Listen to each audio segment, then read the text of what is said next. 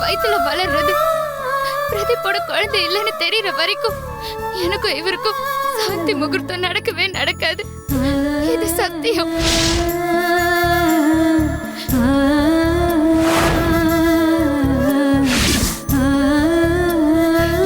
என்னமா இப்படி ஒரு காரியம் பண்ணிட்டு அவசரப்பட்டுட்டியம்மா? என்ன மன்னிச்சிருங்க பாட்டி.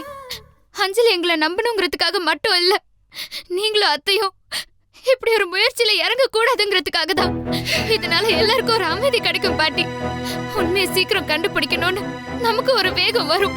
நம்ம மேல ஒரு குற்றச்சாட்டு இல்ல, அது போய் நம்ம நிரபராதின்னு நிரூபிக்கணும்னு தோணும். அது வரைக்கும் அது சம்பந்தப்பட்ட காரியத்தை நம்ம செய்யவே கூடாது பாட்டி.